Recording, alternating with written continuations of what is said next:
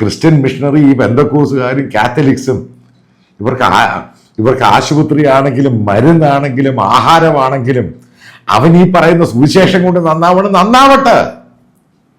അതിന് നിനക്കെന്താ കോപ്പ്? അതായത് ഇന്ത്യൻ ഭരണഘടനയെ പറഞ്ഞ ആ രീതിയിൽ ക്രിസ്ത്യൻസിനെ അറ്റാക്ക് ചെയ്യാനുള്ള ഡെലിബറേറ്റ് അറ്റംപ്റ്റ് നടത്തുകയാണ്. ഇതൊക്കെ തന്നെയാണ് ശശികല പറഞ്ഞത്. ഏറ്റവും പോയിസണസ് ആയിട്ടുള്ള ക്യാരക്ടർ. അവരെങ്ങനെ ടീച്ചർ എന്ന് പറയാൻ പറ്റുന്നത്? അവര് ടീച്ചറൊന്നുമല്ല. അവർക്ക് ആ പേരിനകത്ത് പോലും ടീച്ചർ ചേർക്കരുത്. ശരിക്കും വിഷം ചേർന്ന സ്ത്രീയാണ് അവർ. അവരുടെ ചില പ്രഭാഷണങ്ങൾ ഈ ഛത്തീസ്ഗഡുമായൊക്കെ ബന്ധപ്പെട്ട് ചില സംഭവങ്ങളൊക്കെ കേട്ട് കഴിഞ്ഞാൽ മനസ്സിലാകും.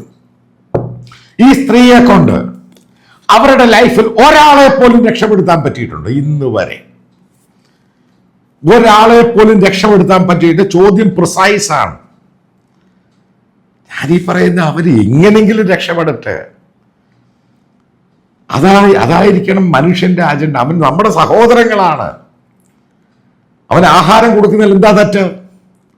അവന് മരുന്ന് കൊടുക്കുന്നതിൽ എന്താ തെറ്റ്? അവന് ഷെൽട്ടർ കൊടുക്കുന്നതിൽ എന്താ തെറ്റ്? അവൻ അതിന്റെ പേരിൽ മതം മാറി എന്ത് കുന്തവും മാറട്ടെ, അവനങ്ങ് രക്ഷപ്പെടട്ടെ.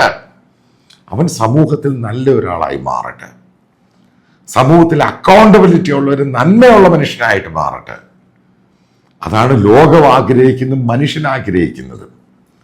അതിനകത്ത് ചില ഗുണ്ടകളെ ഇറക്കി വിട്ട് ഇതേപോലൊക്കെ പരിപാടികൾ ചെയ്യുവാണെങ്കിൽ സംഘപരിവാറുകാരോട് വളരെ കൃത്യമായിട്ട് പറയുന്നു, നിങ്ങൾക്ക് ഇന്ന് വരെ, അതായത് നിയമം ഒഴികെ കേരളത്തിൽ ഒരു നിയമസഭാ സീറ്റ് നിങ്ങൾക്ക് കിട്ടിയിട്ടില്ല.